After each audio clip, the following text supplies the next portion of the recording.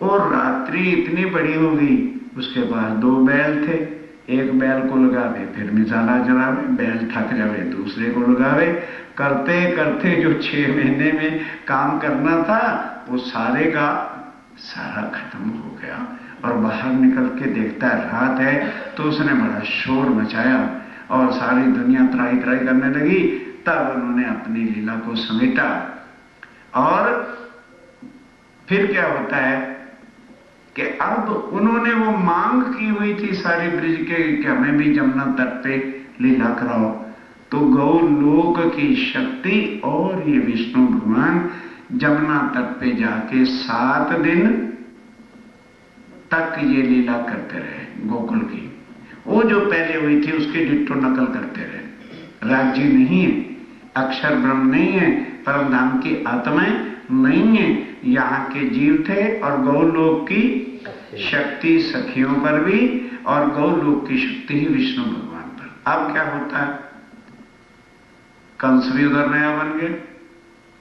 अब उसने सोचा भाई कृष्ण ऐसे तो मेरे हाथ में आता नहीं, मारना है इसको।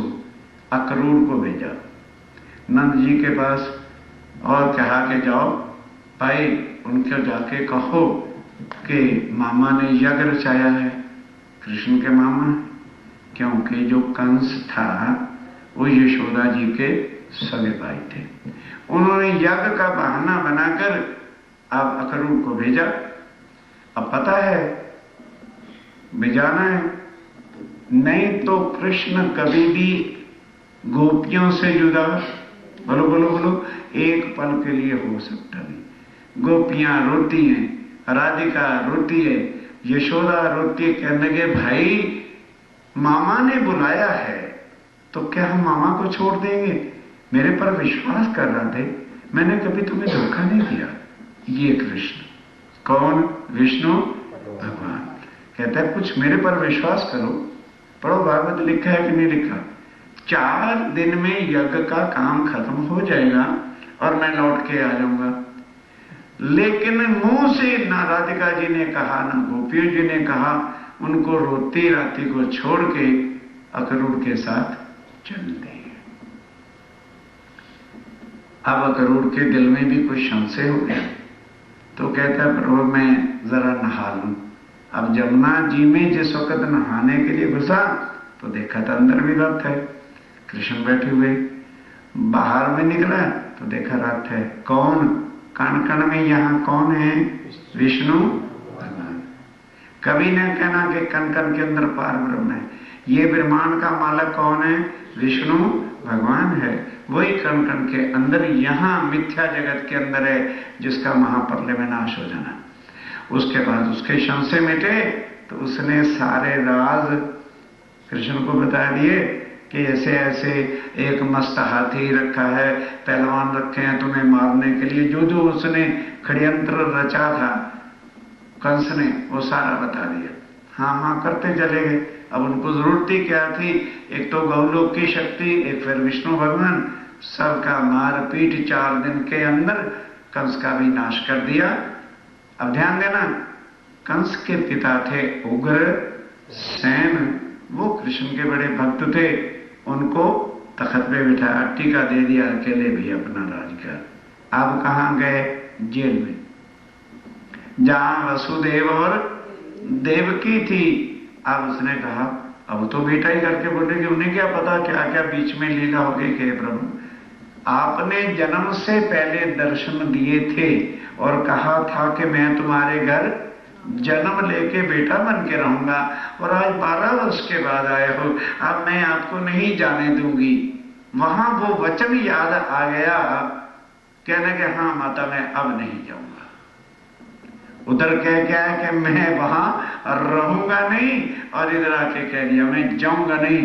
तब जमुना जी में, इसी दिल्ली वाली जमुना में स्नान किया, मोर मुकुट पीला पीतंबर वागा, अनिवांसरी उतार के नंद जी के झोले में डाल दी।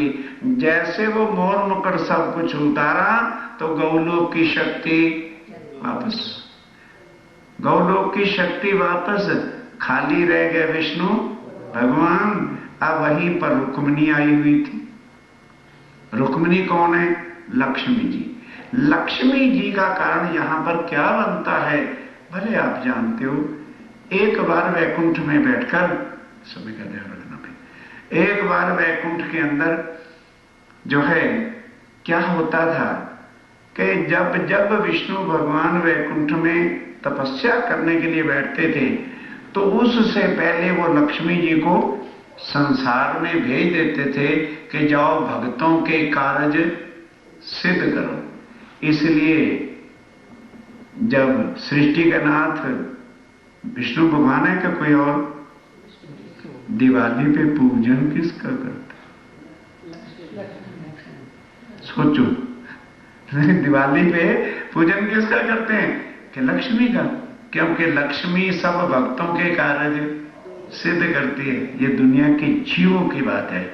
हम सुंदर साथ को कभी भी लक्ष्मी का पूजन दिवाली पे करना नहीं चाहिए। कहोगे जी फिर धन तो चाहिए, तो राज्य का मेर सागर का पाठ करके आरती कर, पूजन ही कर रहे हैं, तो क्या राज्य लक्ष्मी से कम शक्ति वाले? सोचो, अब मर्जी आए तो छोड़ देना, क्या करो? राज्य तो सबके घर होते हैं। अगरबत्ती जलाओ, दिया जला के रख लो और उसके बाद मेर सागर का 5 बार पाठ पढ़ दो, राज्य की आरती कर दो, भोग करो, हो गया। इससे बड़ा पूजन क्या होगा? इससे बड़ा पूजन किसका करोगे? खैर, अब लक्ष्मी को जब भेज देते थे वो तो इधर संसार के भक्तों का कार्य सिद्ध करते थे और विष्णु भगवान भी तपस्या में लग जाते थे। अब कार्य बिना तो, कारण के बिना तो कार्य होता नहीं है। अब एक बार क्या हुआ कि लक्ष्मी जी वैकुंठ में वापस गए तो विष्णु भगवान जी महाराज तपस्या में बैठे हुए थे। नहीं तो अक्सर लक्ष्मी पूछते रहते थे कि हे प्रभु, ये बता दो इस दुनिया में सबसे बड़ा परमात्मा कौन है? तो विष्णु भगवान यही उत्तर देते थे कि लक्ष्मी, इस दुनिया में मेरे और तेरे बिना कोई भी परमात्मा नहीं है, हम ही सबके पालक पोषक हैं। अब लक्ष्मी समझ बैठी थी कि कोई और परमात्मा है ही नहीं। जब बताते हैं तो जब आके देखा कि अरे ये परमात्मा है जो मुझे धोखा दे सकता है। मुझे रोज कहता था कोई और परमात्मा है ही नहीं, तो ये दुनिया का कहना धोखेबाज है। मैं अभी आज इनसे उत्तर लेके छोड़ूंगी। बस सृष्टि की मालकन है, मन में अभिमान आ गया, बैठ गए सामने। अभी तो कभी तो आंखें खोलेंगे। अब कार्य कारण बनना था, बन गया।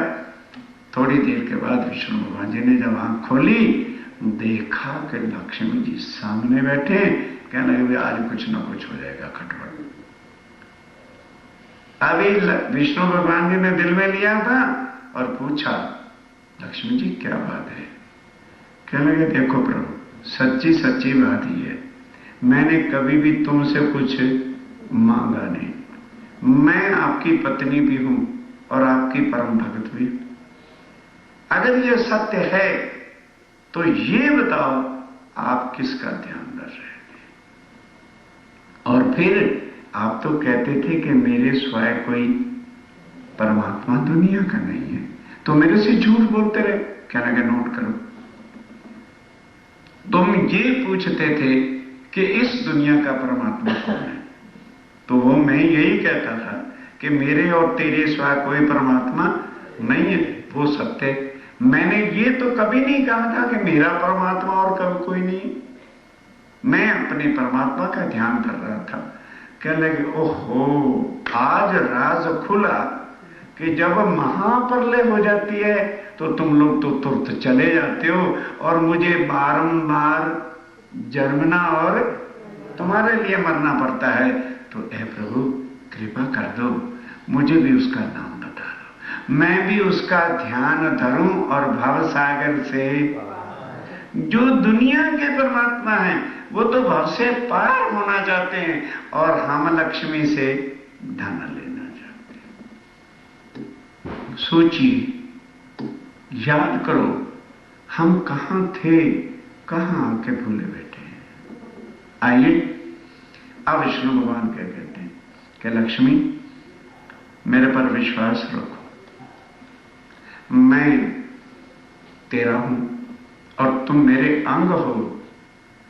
तो देखो, समझो, मैं जिसका ध्यान धरता हूं वहां हमारा ध्यान तो चला जाता है, लेकिन 5 तत्व से हम इस शरीर से उसका वर्णन कर नहीं सकते। क्यों? अब ध्यान देना, ज्ञान सुधी पराशक्ति इस दुनिया में ज्ञान वाली शक्ति नहीं आ जाती, कोई भी आदमी पारब्रह्म के स्वरूप का वर्णन कर सकते नहीं। तो इस ब्रह्मांड में काल माया की शक्ति है, मिथ्या ज्ञान जितने, ध्यान देना, विष्णु भगवान कह रहे हैं कि ये जितने भी जगत के ग्रंथ हैं वो किसने बनाए हैं? ब्रह्मा ने, विष्णु ने, शंकर ने और आदि नारायण ने। तो हमारी सबकी बुद्धि जो है मिथ्या जगत की है। पराशक्ति जागृत बुद्ध का ज्ञान जब तक दुनिया में नहीं आएगा तब तक कोई भी पार ब्रह्म का वर्णन कर सकता ही नहीं है। तो मेरे पर विश्वास रख, कहते हैं प्रभु आगे विश्वास रख के बहुत धोखा खाया। अगर तुम तपस्या करके उसको पा सकते हो तो मेरे अंदर भी शक्ति है, मैं भी तपस्या कर सकती हूं। विष्णु भगवान कहते हैं, देख लक्ष्मी, दुखी मत हो, करोड़ वर्ष तू तपस्या कर ले और करोड़ तू संकट भी उठा ले, लेकिन तपस्या करने से कभी भी पार ब्रह्म मिल सकते। सुंदर साथ विचारो, आज हमें ये वाणी क्यों सुनने को मिल रही है? हमारे को अच्छे कर्मों का फल नहीं है। कई बार हम क्या, कई सुंदर साथ कहते हैं, अरे भी हमारा नसीब अच्छा था जो वाणी सुनी, ये नसीब से नहीं मिली, ये अच्छे कर्मों से नहीं मिली, ये तुम्हारे अंदर जो, बोलो बोलो बोलो, आत्मा बैठी है।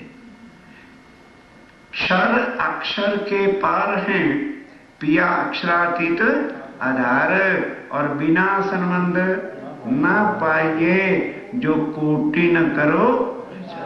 लाख तुम आचार कर लो, गुरु बना लो, आचार्य बना लो, यज्ञ कर लो, किसी को जब लक्ष्मी को अब जिद कर बैठी और तपस्या कहने लगी मैं भी तपस्या करके पाऊंगी, तो लक्ष्मी, विष्णु भगवान ने टोका नहीं, कहने लगे लक्ष्मी शुभ कार्य करने में देरी नहीं करनी चाहिए।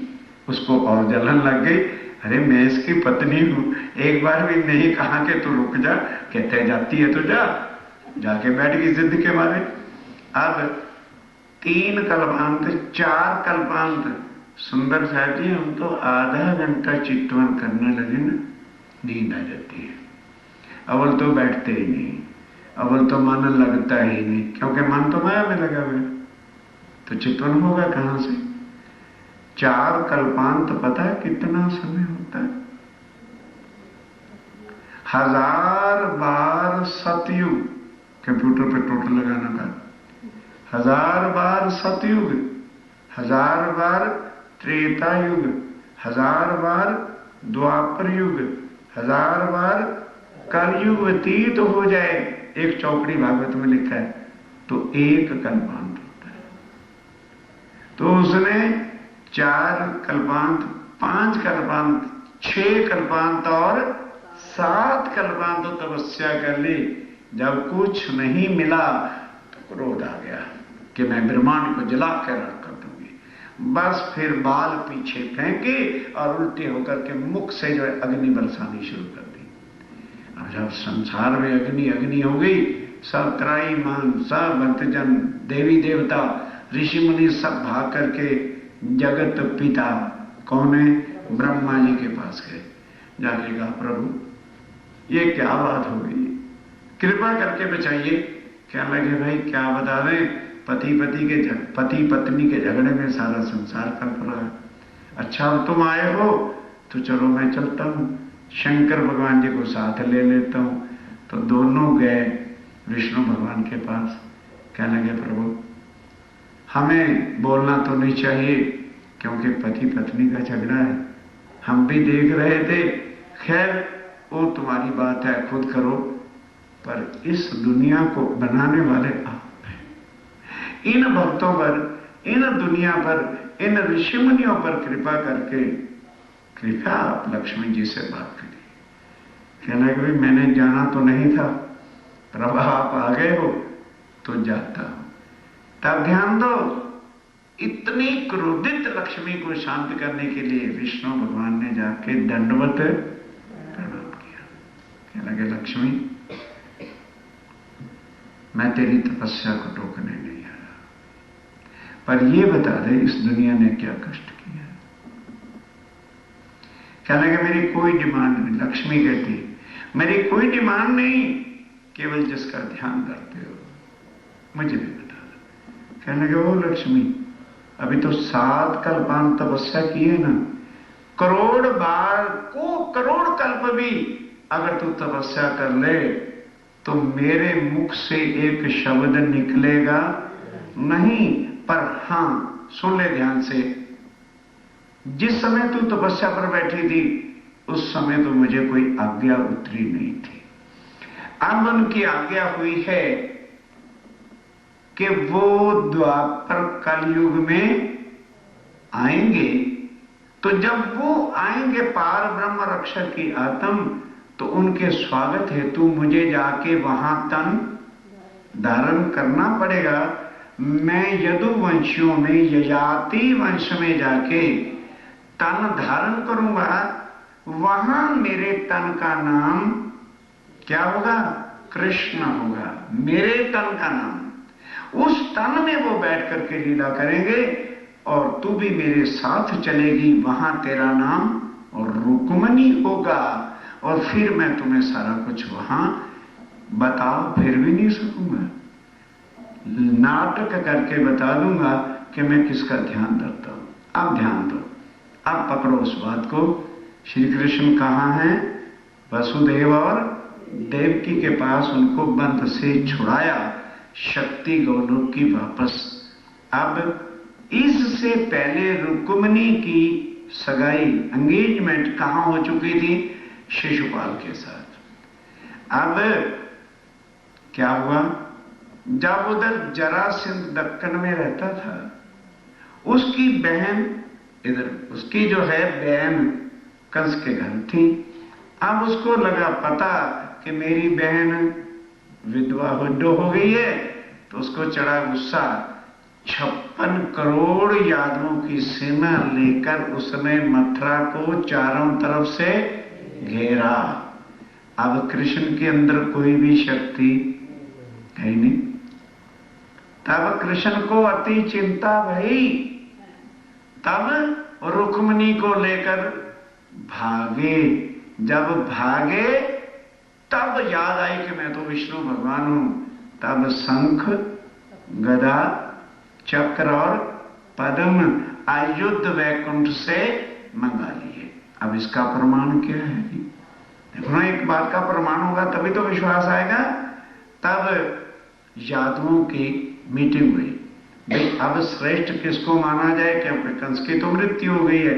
सबने सर्वसम्मति से पास किया कि कृष्ण को माना जाएगा, कृष्ण ही सब कुछ बनेगा। तब वो शिशुपाल जो है कहता है मैं नहीं मानूंगा, क्योंकि वो फूई बुआ का नाता था। तो वो आई थी इसके पास कृष्ण के कि भाई एक एक मेरा लड़का है, मारना ना। कहने लगा देखो माता बुआ, 1000 गाली निकालेगा तो मैं छोड़ दूंगा, इससे ज्यादा एक भी गाली निकालेगा तो उसका मैं सिर काट दूंगा। 1000 गाली बड़ी भरी सभा के अंदर उसने निकाली, कुछ नहीं कहा। जब एक ऊपर हुई तो सुदर्शन, ये सुदर्शन चक्कर वाला कौन है? नाम तो कृष्ण ही है, रह कौन गया? विष्णु भगवान। राज्य नहीं है, अब अक्षर ब्रह्म नहीं है। तब उसकी ज्योत जो है, जीव जो था उसका वैकुंठ में गया, तो वैकुंठ का ताला बंद था, आके उसके मुख में, कृष्ण के मुख में समाया। अब रुक्मिणी को लेकर के वो चले, माधोपुर चले गए। भाग के गए थे ना, रण को छोड़ के गए थे। तो आज भी गुजरात में चले जाओ, रण छोड़ भगवान। कहाँ है बसेरा? डाकोर में। डाकोर में चले जाओ, रणछोड़ भगवान की मूर्ति की पूजा हो रही। वहां जाकर के अब वो याद आ गया विष्णु भगवान को कि मैंने लक्ष्मी को वायदा किया था कि जब वो लीला करके चले जाएंगे तब मैं नाटक करके तुम्हें दिखाऊंगा। तो राज्य तो लीला करके चले गए ना, गोलोक की शक्ति भी चली गई। अब वहां पर विवाह किया, माधव पर जाए, रुक्मिणी भी आई तो फेरे फिरते ना, पालक बांधने के बाद फेरे जब फिर रहे थे तो उस समय की गोपियों ने या औरतों ने किसके भजन गाए? कृष्ण और राधे के प्यारे प्यारे भजन गाए। अब वो जो कृष्ण और राधे गोलोक वाले हैं उन्हीं का ही विष्णु भगवान ध्यान धरते थे। उनका नाम सुन करके मूर्छित हो गए। नाटक कर रहे हैं, मूर्छित हुए नहीं, लक्ष्मी को दिखाने के लिए नाटक किया। बस अब पेट की पीड़ा का बहाना बनाया कि देखो, सबने पूछा, उठाया, क्योंकि एक दुल्हा ही जब मूर्छित हो जाए तो लड़की वाले भी और लड़के वाले तो वैसे ही घबरा जाते। तब उठे नारद भगवान। अब आया, पहले नारद क्यों नहीं आया ब्रिज में, गोकुल में क्यों नहीं कृष्ण के पास रहा? अब वो आके पूछता है, प्रभु क्या बात है? कहने लगे, नारद मत पूछ, अब मेरे अंतिम समय है, मैं शरीर छोड़ने वाला हूं। कहने लगे, प्रभु कोई इलाज पेट की पीड़ा का बता दो, मैं ले आऊंगा। कहने लगे, तेरे बस का नहीं, अगर तू ला सकता है तो फिर जा, कहीं चला जा, 14 लोक के अंदर चला जा, वैकुंठ में चला जा, कहां चलेगा? अगर कोई भक्त, चारों धाम है ना, हरिद्वार है, वृंदावन है और सब जगह पर है, कोई भगत, ध्यान दो सुंदरता जी, भगत जो मेरे नाम की तपस्या कर रहे, अपने चरणों का चरणामृत दे दे तो मैं जिंदा हो सकता हूं। कहने लगे, प्रभु मैं भी आता हूं। गए स्वर्ग में, वहां पर हरिद्वार में स्वर्ग आश्रम में पहुंचे, बड़े बड़े ऋषि तपस्या कर रहे थे। सबको जाके कहे, भाई भगवान के पेट में पीड़ा है, अपना चरण धो के दे दो। तो कहे, नारद ये बता पहले, कहीं शंकर भगवान जी से भांग का गोला तो नहीं खा गया है? अरे ये जरा बुद्धि से सोच, हम यहाँ क्या बैठे कर रहे हैं, घास काट रहे हैं? हम भगवान की तपस्या कर रहे हैं कि हमें उनका चरणामृत मिल जाए, और तू उल्टा हमारा चरणामृत भगवान के लिए भाग जा पहले बुद्धि ठीक कर गया। काशी जी गया, मथुरा वृंदावन गया, बद्रीनाथ गया, जहां जाए यही जवाब मिले, बड़ा निराश हो के आया। फिर माधोपुर पहुंचा, कहने लगे, देख अब लक्ष्मी सारा कुछ सुन रही। कहने लगे, देख वृंदावन में, अब वहां गोकुल में चला जा, वहां राधिका रहती है। अब लक्ष्मी कैसे सुने कि मेरा पति और राधिका को चाहता है? आग लग गई। सुड़ तो लक्ष्मी कर रही, कहने पहले आ जाने दो। कहने लगा, प्रभु क्या करूं? वहां चला जा, ये ना कहना राधिका जी को कि विष्णु भगवान ने चरणामृत मंगाया, नहीं मिलेगा, वो विष्णु को नहीं देगी। कहना कि तेरे कृष्ण कन्हैया के पेट में, तेरे कृष्ण कन्हैया के पेट में पीड़ा है और चरणों का चरणामृत मंगाया, तुरंत मिल जाएगा। अब पहुंचे। अब राधिका कौन है? गोलोक की शक्ति है। अभी वो नहीं गई वापस, 100 साल तक यहां तड़पेगी। अब ध्यान देना, वो विषय और है, फिर प्रसंग टूट जाएगा।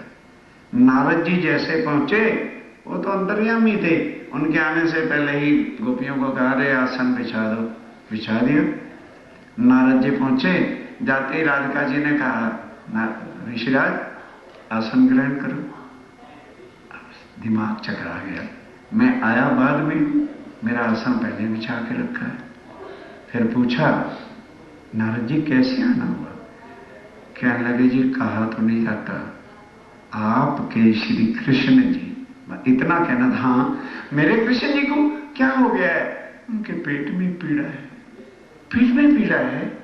क्या कहा है? कहते चरणामृत मंगाया।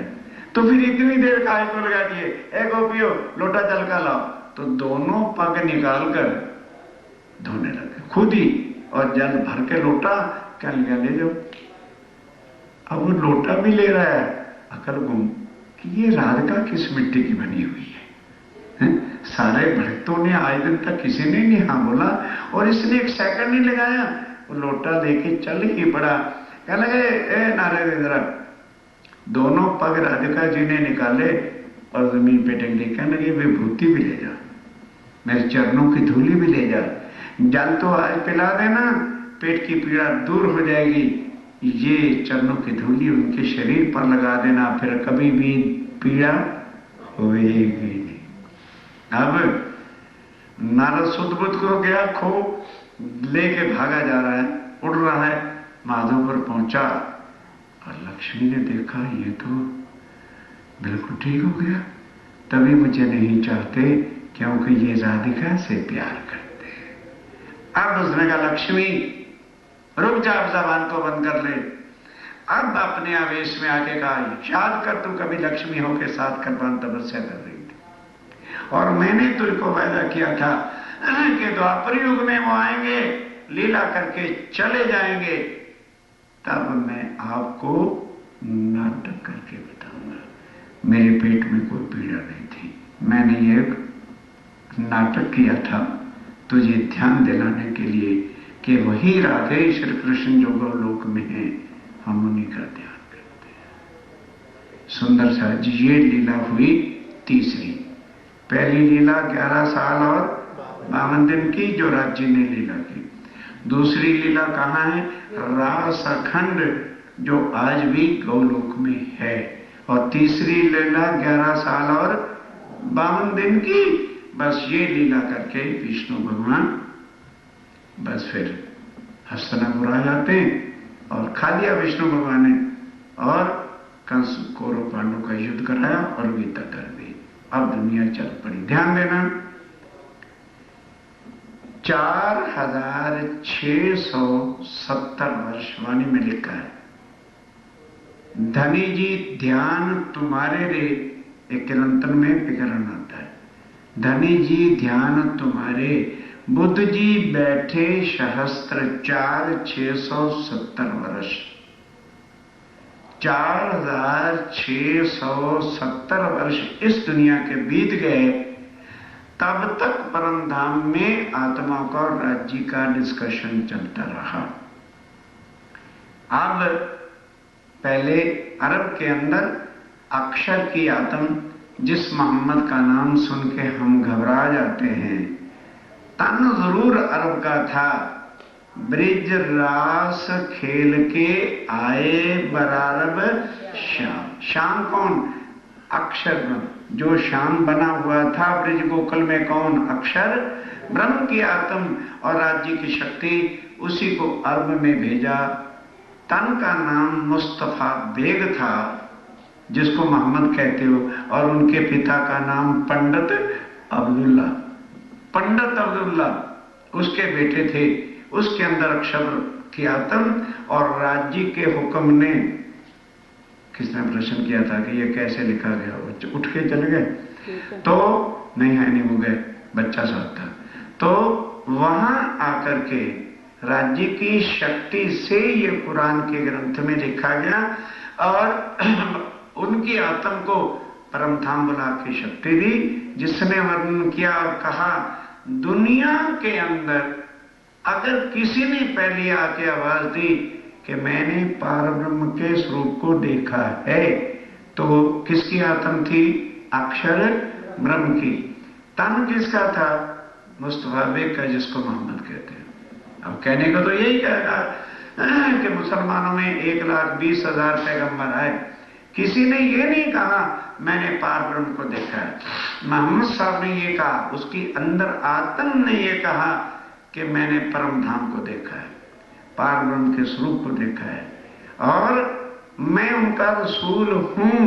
वो खुद 11वीं सदी में आएंगे और परम धाम की आत्माएं उतरेंगी। अब सुंदर साथ जी सावचेत हो जाइए, अब होता क्या है परम धाम से जब बिल्कुल बारिश खत्म हो गई तो राज्य श्यामा जी को कहते हैं, श्यामा जी इस परम धाम की आत्माओं को लेके जाओ और अब मैं तुम्हें इकट्ठा एक शहर में नहीं उतारूंगा। अब जुदा जुदा गांव होंगे, जुदा जुदा भाषा होगी, जुदा जुदा प्रांत होंगे और तुम एक दूसरे को भी पहचानोगे नहीं। और जुदा जुदा परिवारों में, ध्यान दो जरा समझने की बातें, जुदा जुदा परिवार में, हर परिवार में कोई विरली आत्मा होगी या ना होगी, लेकिन एक परिवार में सब आत्माएं नहीं। तब वो आत्मा जब तन में जाके बैठेगी तो मानो उस परिवार वाले आर्य समाज को मानते, तो वो तन भी किसका करे, ओम भूर्भुवः स्वाहा तत्सवितुर्वरेण्यम, वो वही काम करेगी। कोई सनातन धर्म को मानने वाला है तो अब आत्मा को तन तो यहां का मिला है, वो हनुमान जी का पूजन करेगी, कोई राम का पूजन करेगी, कोई कृष्ण का पूजन करेगी, कोई इंद्र भगवान का पूजन करेगी। जुदा जुदा धर्म, जुदा जुदा भगवान, जुदा जुदा सारी बातें। अब राज्य महाराज आएंगे, आके समझाएंगे तो कहेंगे भी बात तो ठीक है, सगे वाले क्या कहें, अरे सारी उम्र तू इसकी पूजा कर रहा, तेरे दिमाग को क्या हो गया, तुमने तो हमारे सगे परिवार पे कलंक लगा दिया। तो डर किसका होगा, सगे, सच्ची सच बताओ किससे डरेंगे, सगे संबंधियों से, राज्य का कोई डर नहीं। ये पहले बता दिया कि तुम्हारा ऐसा हशर होगा। तब आत्मा ने अच्छा राज्य महाराज भेजो, फिर देखेंगे। अब मोहम्मद साहब ने वायदा किया कि 1000 साल के बाद ईसा रुअल्लाह श्यामा महारानी आत्माओं को लेके आ जाएंगे। और वो किताब लिखवाई किसने, साक्षी रूप से राज्य ने। तो साल 990 मास 9 हुए जब ईसा रुअल्लाह मोमिन उतरे, तब श्यामा जी सब आत्माओं को लेके संसार में आ गए। अब क्वेश्चन इज दिस, हमें कैसे विश्वास हो कि परमधाम की श्यामा महारानी जी उतरी? क्वेश्चन बड़ी क्लियर कट है, आपके नहीं होगा, मैं प्रश्न करता हूं। हम कैसे पहचाने एक तन के अंदर श्यामा जी महाराज बैठी हुई? अब ये थोड़ी सी उनकी हिस्ट्री होगी, जो बिल्कुल एक ऑर्डिनरी इंसान, उनका कहां उतरे, उमरकोट गांव, मारवाड़ देश। अब दुर्भाग्यवश वो कट के भारत से पाकिस्तान में चला गया। वहां एक मत्तू मेहता और कुंवर बाई रहते थे। उनके घर संतान नहीं थे, पर वो कृष्ण के भगत थे। उनके घर में एक लड़का पैदा हुआ। कौन पैदा हुआ? सतयुग में, ध्यान दो, ये संबंध बता दूं, बाकी हिस्ट्री कल से शुरू करेंगे। सतयुग में जब शंकर भगवान जी ने ऐलान कर दिया कि पूर्ण ब्रह्म कलयुग में आएंगे, तो देव आपी और सनातनु मरु, ये चक्रवर्ती राजा, हम तो छोटा सा धन संपत्ति का काम नहीं छोड़ गए, अरे भाई आ जाना, शिविर लगेगा। अरे बाप रे बाप, 25 दिन काम कैसे होगा? उन्होंने चक्रवर्ती राजपाट छोड़ ही दिया और जाके तपस्या किया। आदि नारायण ने दर्शन दिए। मजाक नहीं होता चक्रवर्ती राज को छोड़ना। पूछा भी क्या इच्छा है? कहने लगे प्रभु कोई इच्छा नहीं माया। चक्रवर्ती राजा थे। हमको ये ज्ञान हुआ है, शंकर भगवान जी ने भविष्य पुराण में लिखा है कि कलयुग में पूर्ण ब्रह्म दुनिया में आएगा, तो वो 2 तनों में लीला करेंगे, तो हम दोनों का जीव वहां जन्मे और उस पर वो आकर के बैठे। तथास्तु। नहीं तो पहली बार आए तो विष्णु भगवान ने जन्म लिया ना, तो अब भी तो विष्णु भगवान को आना चाहिए था, पर वो वरदान दे चुके थे देवापी को और सनंतनु को। ध्यान देना, अब ये जो मत्तू मेहता के घर लड़का जन्मेगा, इसका जीव कौन सा होगा? देवापी। ये श्री वितक साहब में श्लोक भी आएगा, देवापी सनंतनु पराता। अब वो जीव किसका जन्मा? बोलो बोलो। देवापी का जीव, और उसमें आत्मा। जब वो जन्म ले चुका तब आत्मा किसने प्रवेश किया? श्यामा महारानी ने। तन का नाम क्या रखा गया? देवचंद्र। कौन जन्मा? देवचंद्र जन्मा, श्यामा जी ने जन्मे। अब फिर आगे क्या शुरू होता है? वो कल, क्योंकि शुरू कर देंगे तो फिर गड़बड़ सड़बड़ हो जाएगा, फिर वो चलने में फिर लेट करता रहोगा, वो कल करेंगे। बोलो श्री प्राणनाथ। वो चपाई रहो ना, साल 990 ना चपाई साल ढूंढते रहा करो। हाँ ढूंढ लो, कोई बात नहीं। साल 990 मास ना यही पर, इतना आगे नहीं बाबा। हाँ यही होगा।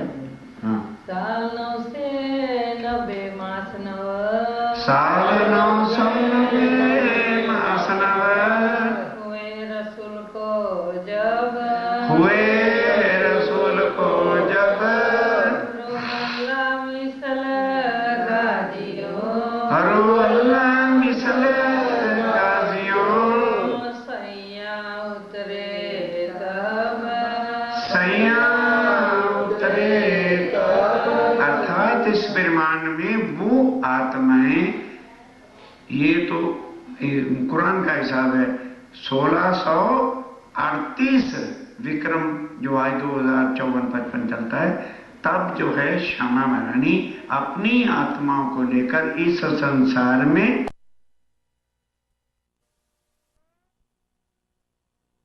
श्री निजानंद स्वामी, बोलो श्री सतगुरु महाराज, बोलो श्री निजानंद संप्रदाय। साल 990 मास नव, हुए रसूल को जब, रोहल्ला मिसल गाजियो, सैया उतरे तब, सैया उतरे तब। संवत 16 में से 38 आसो सुदी 14 को जन्मे दिन श्री देवचंद्र जी, आए प्रगटे मारवाड़।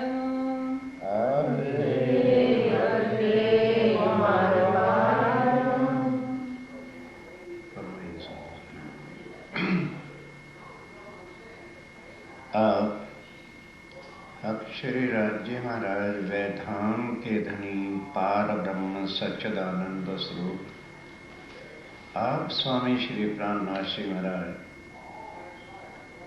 अब अपने 3 स्वरूपों की लीला का वर्णन करते हुए चौथा स्वरूप जो उनका, पहला ब्रिज में, दूसरा रास में, तीसरा अर्व में, और चौथा सतगुरु सिद्धनी देवचंद, जिनमें परम धाम के श्यामा महारानी जी बैठे हैं। अभी चौपाइयां सुनिए, लेकिन एक मनुष्य में हैं तो हम कैसे विश्वास करें? अब उसका प्रमाण दे रहे हैं कि मारवाड़ देश में उमरकोट गांव में 1638 में, आज 2054-55 चलता है ना, ये विक्रमी संवत का वर्णन है। 1638 के साल में आसो सुदी 14 के दिन मत्तू मेहता नाम के एक कृष्ण के भक्त थे और उनके घर कोई संतान नहीं थी। तो जब 30-35 वर्ष के हुए तो एक लड़का पैदा होता है। वो कल भी बताया था कि देवापी और सनंतनु 2 भाई चक्रवर्ती राजा थे। सतयुग के बीच की बात है ये। उन्होंने तपस्या किया, आदि नारायण के दर्शन किए, तो देवी देवता आके तपस्वियों को यही कहते हैं, बोलो बेटा क्या चाहते हो? तो उनसे पूछा, भी तमें शू જોઈએ છે? उन्होंने कहा, प्रभु कुछ नहीं चाहिए संसार का, चक्रवर्ती राजा है, सुखानंद मंगल है, केवल ये जो भविष्य की वाणी हुई है भविष्य पुराण में, अभाविनो भविष्यन्ति मुनियो ब्रह्म रूपना उत्पन्नाय कलयुगे। 28वें कलयुग की यही बड़ी भारी महिमा है। नहीं तो संसारिक रीति से देखा जाए तो कलयुग में जितनी करप्शन, जितना झूठ, जितना तूफान, जितना होता है वो किसी युग में नहीं होता। लेकिन है क्या कि प्रधान पुरुष यानी अक्षातीत पारब्रह्म और उनकी आत्माएं वो कलयुग में ही संसार में अवतरित होंगी और पारब्रह्म पोते आकर के किसी तन को धारण करके ही तो लीला करेंगे। परम धाम वाले नूरमय तन से तो आ नहीं सकते।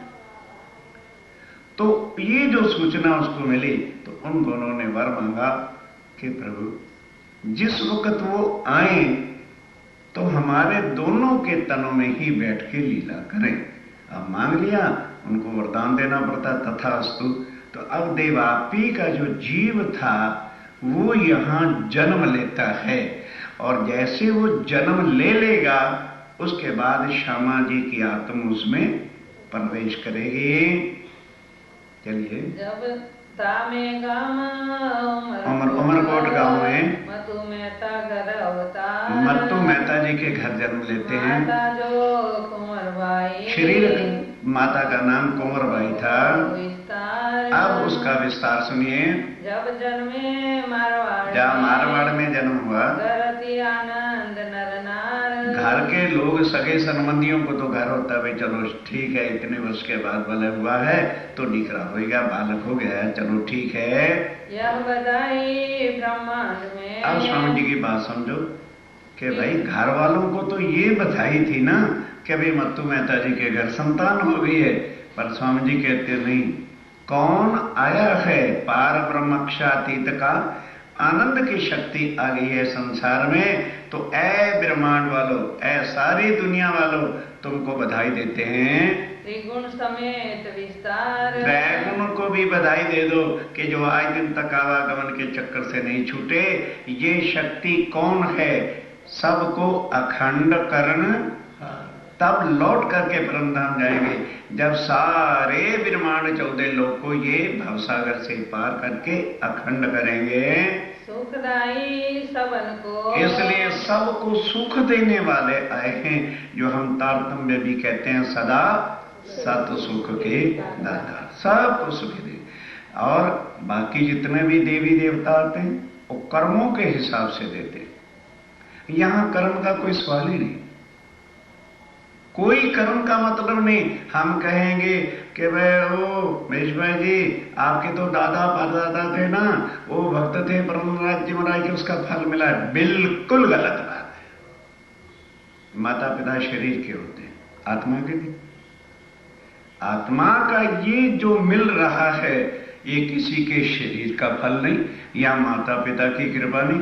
कईयों के माता पिता प्रणामी धर्म को, राज्य महाराज को जानते नहीं, उनके अंदर आत्मा है, सबसे आगे बढ़ रहे। ये कोई बड़ी बात नहीं होती है। निराकार के पार थे, तीन पार के भी पार, बिना संबंध, आत्म के संबंध के बिना। मां बाप के कर्म उनके साथ गए, कर्म बाय बॉडी, कर्म शरीर से होता है और ये सुख आत्म के संबंध से। अब कौन आया है?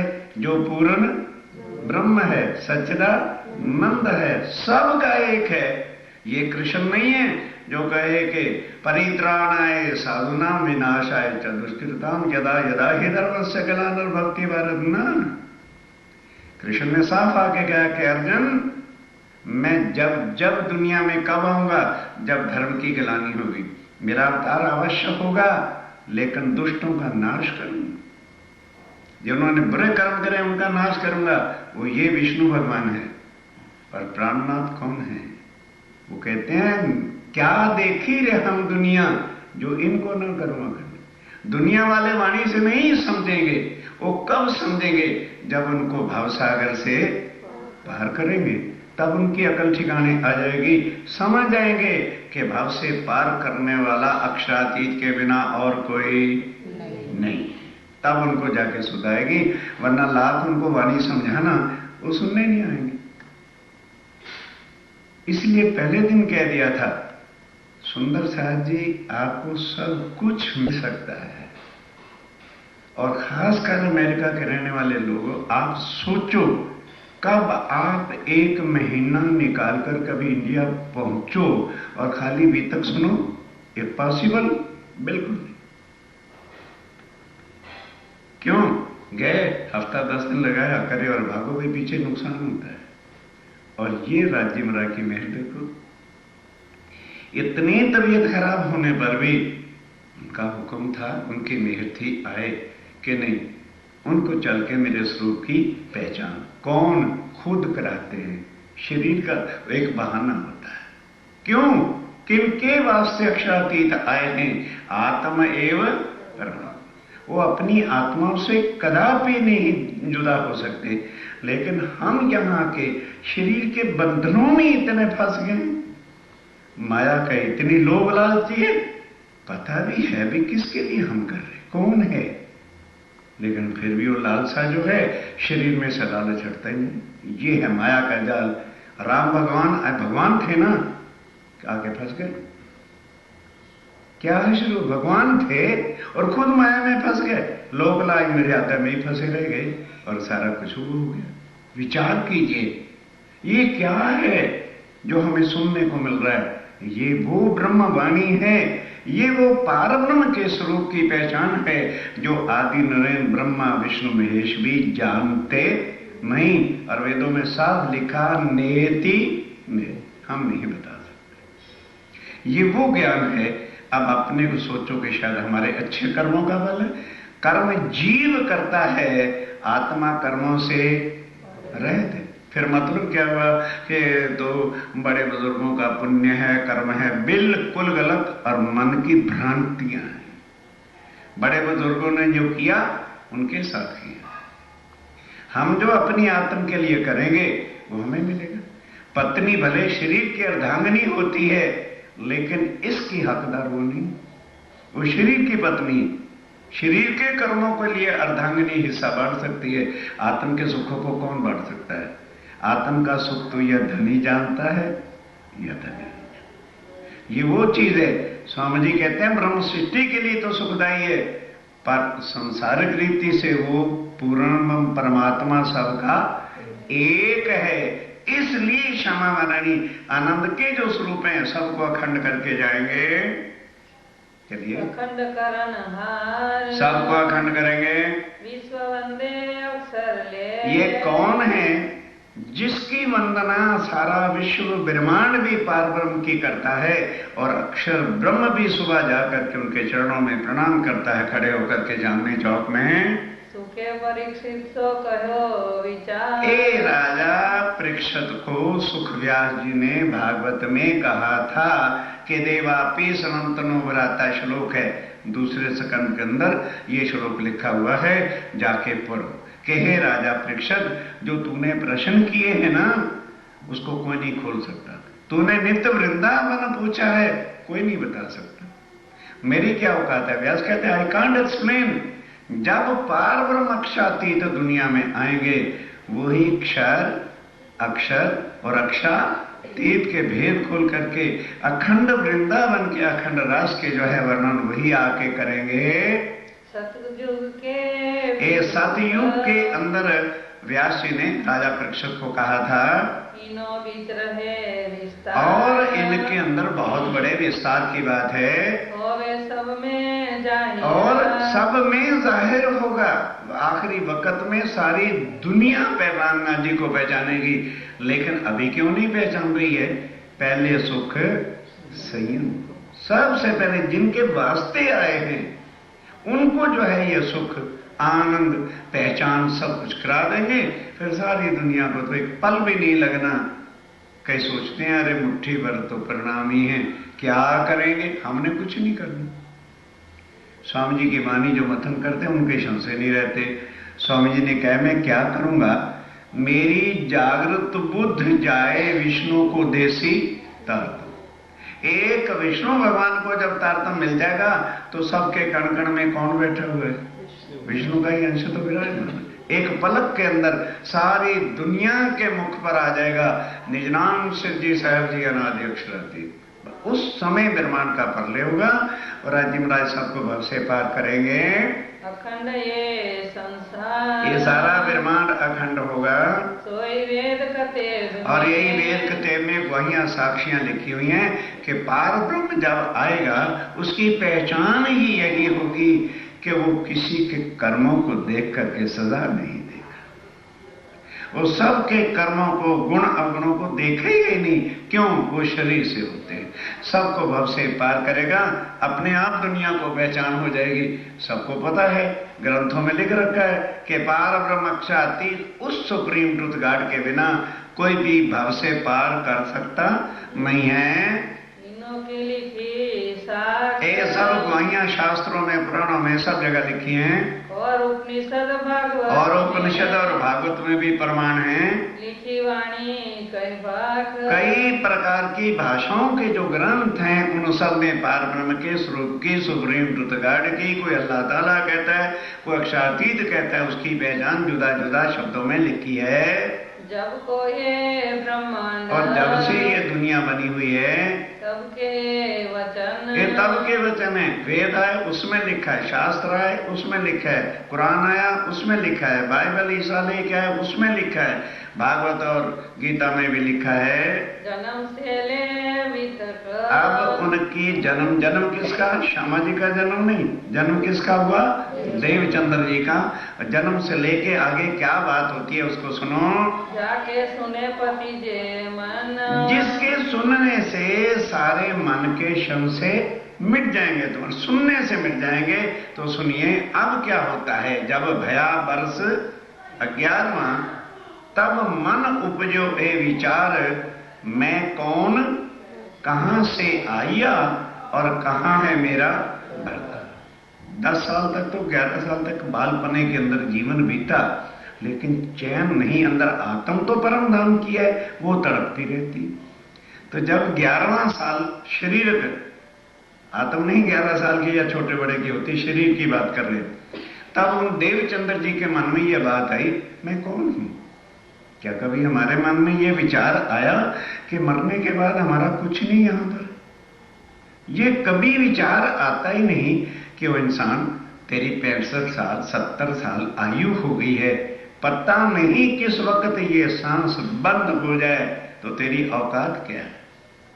मट्टी का ढेर, सांस आज निकल जाए, जो घर वाले इतना प्यार करते हैं, लाड करते हैं, सब कुछ करते हैं, वेट करते हैं, टेलीफोन करते हैं, पूछेगा कोई नहीं।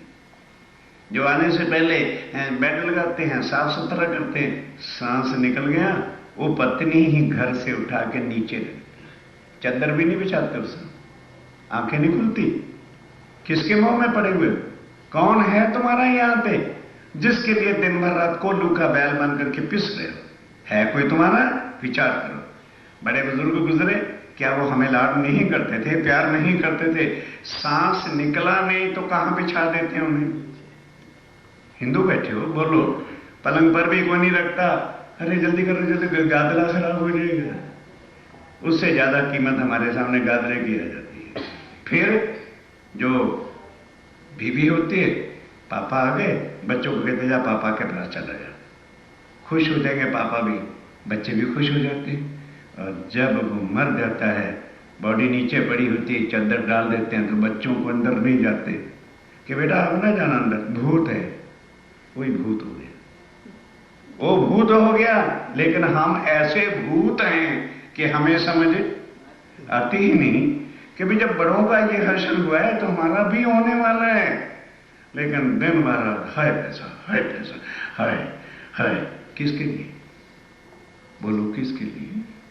कुछ सोचो, कुछ समझो, कुछ अंधी चाल से जो भागे चले जा रहे हैं उसमें ब्रेक लगाओ कि लेके क्या जाना। हम तो लाख 2 लाख 50 लाख डॉलर इकट्ठे करें।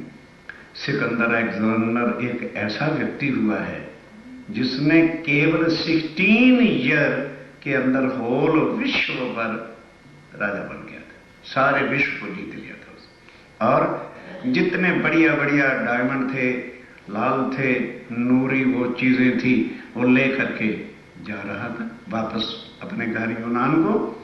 और उस समय उसके दिल के अंदर मस्ती थी कि जाके बीवी को, बेगम को बताऊंगा कि I am the king of the whole world.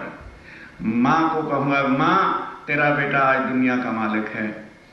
लेकिन ये पता नहीं कि मालिक की क्या शक्ति है। रास्ते ही में उसकी मौत का ऐसा झटका लगा कि बस ना बीवी को देखा ना मां को देखा। अब बताओ हमारी औकात क्या है। तब उसको अकल आई कि ओहो, मैं जिस दुनिया के नशे में लूटने में लगा हुआ था वो अपने बस की बात नहीं। तो अपने वजीरों को सबको बुला के क्या कहता है, देखो भाई अब मैं बच नहीं सकता, मुझे मेरी मौत नजर आ रही है, दिख रही है। तो क्या करना, जब आदमी मरता है तो हाथ भी कफन के अंदर रखते हैं।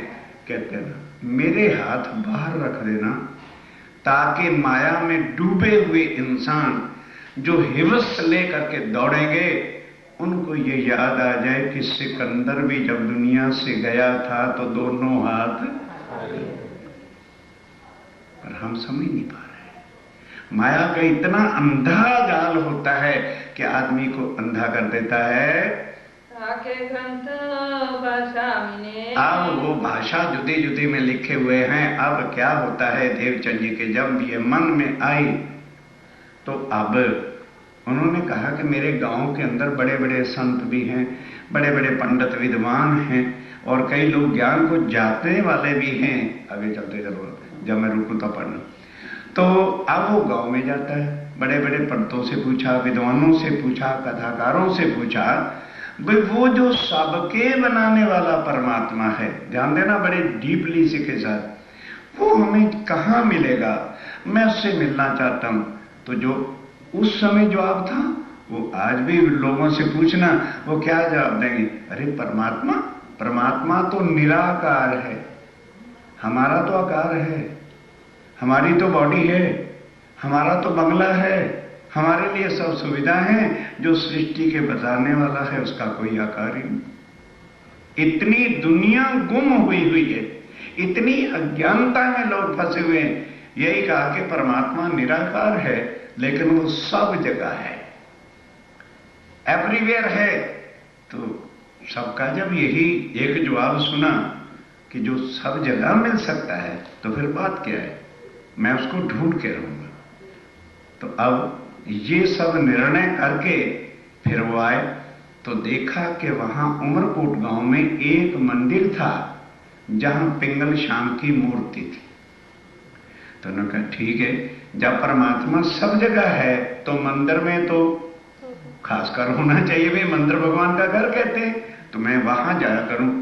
तो सुंदर साथी जी रात के 2 बजे, 12 साल का एक लड़का है लेकिन दिल में लगी है, उठते हैं, लोटा, क्योंकि रेती का इलाका था, पानी बहुत गहरा कुआं होता था, लोटा डोरी लेके चले जाएं, अपना देह क्रिया से निवृत्त हैं, दातन को ला करके नहा धो के ठीक एग्जैक्ट 3 बजे उस मंदिर में चले जाए। कोई इच्छा तो है नहीं कि मेरी शादी कर दे, ब्याह कर दे, पैसा दे दे, कुछ दे दो ना, पिकरमा लगा के आवे, फिर दंडवत प्रणाम करें कि भगवान मुझे कुछ नहीं चाहिए, मेरा प्रणाम स्वीकार कर लो। 3 साल तक बराबर ये किया लेकिन सुंदर साथी जी मूर्ति तो जवाब दे नहीं सकती, कुछ प्राप्त नहीं हुआ। तब उन्होंने सोचा, अब दूसरी प्रॉब्लम क्या थी कि जहां पानी इतना गहरा हो कोई साध संत भी नहीं आता था भी चर्चा सुने, क्योंकि बिन सत्संग विवेक न हुई। जब तक सत्संग किसी महापुरुष का नहीं करेंगे, चर्चा नहीं सुनेंगे तो ज्ञान की प्राप्ति कहां से होगी। तब आयु जब 14-15 साल की हो गई, एक एक लड़का खाने होने के कारण से, और उस समय भारत में जो शुद्ध खाने को मिलता था आज तो खैर खत्म हो गया, तो खूब ठाड़े जवान हो गए 15-16 साल के। तब पिताजी ने भी सोचा, क्योंकि उनकी आयु 50-55 के करीब होने को आई, कि भाई लड़का है, अब इसको काम धंधा, और कोई संतान ही नहीं थी, इनको काम धंधे का आहार भार सब सौंपेंगे तो बुढ़ापे में जाके हमारे काम आएगा, जैसे संसार के पिता माता का रीति होती है। तो उनके पिताश्री जी क्या करते थे कि मारवाड़ माथी बैल और घोड़े खरीद करके कच्छ में भोजनगर की एक मार्केट है, कच्छ देश है, प्रांत है, वहां जाके बेचा करते थे। तो कहा क्या बेटा तुम मेरे साथ चलो और थोड़ा काम धंधा करना सीखो। तो अब देवचंद जी को ये खुशी हुई कि यहाँ कोई बताता नहीं है, साधु संत आता नहीं है, चलो कच्छ चलेंगे, शायद वहां कोई सत्संग हो जाए। वो इस बहाने से पिताजी के साथ, और पिताजी ले गए कि इनको काम धंधा सिखावे। जब वहां पर पहुंचे तो वहां श्रीमद् भागवत की चर्चा, राधा वल्लभी मार्ग के बड़े मंदिर थे। अब पिताजी ने सुबह उठ के कहा चलो बेटा अब आपको मार्केट में ले चले कि ये जानवर बैल घोड़े कैसे बेचे जाते हैं और कैसे इसकी कीमत होती है। तो देवचंद जी ने बहाना बनाया कि पिताजी पहली बार आया हूं, जरा मैं घूम फिर लूं और फिर लाओगे दोबारा तो फिर देख लेंगे। पिताजी के भी मन में आ गया भी एक एक लड़का है, उसका घूमने फिरने का चाव है, तो चलो जाओ बेटा घूमिया। और ये हरदास जी का जो मंदिर है इसको याद रखना। कहीं मैं आ जाऊंगा, घूम नहीं होता। पिताजी तो उधर चले गए और वो चले गए हरदास जी के मंदिर में, और वहां चर्चा सत्संग हर प्रकार से श्रीमद् भागवत के भेद बताए जा रहे थे। उन्होंने कहा ठीक है। 2-3 दिन तो बराबर यही सुनते रहे, काम खत्म हो गया, पिताजी लेकर के वापस गए। अब उस गांव में दिल कहां लगे जहां सत्संग चर्चा होती। अब देवचंद जी ने सोचा कि मेरा इस घर में रहने का क्या कारण है, मैं क्या करूंगा माया को, मेरे लिए सारा शून्य है, कोई संत महात्मा आता नहीं, किसी से चर्चा ज्ञान सुनने को मिलता नहीं, तो मैं घर से भाग जाऊं तो कैसे भागूं। ये होती है दर्द। तब और रेती का इलाका था, कोई हाईवे रोड पक्के तो उस समय होते नहीं थे, और रेती बालू के इलाके में तो रोड बनावे भी कौन, और अगर पगडंडी थोड़ा रास्ता भी होता, आंधी का एक झोंका लगा तो वो भी मिट्टी से भर जाता था।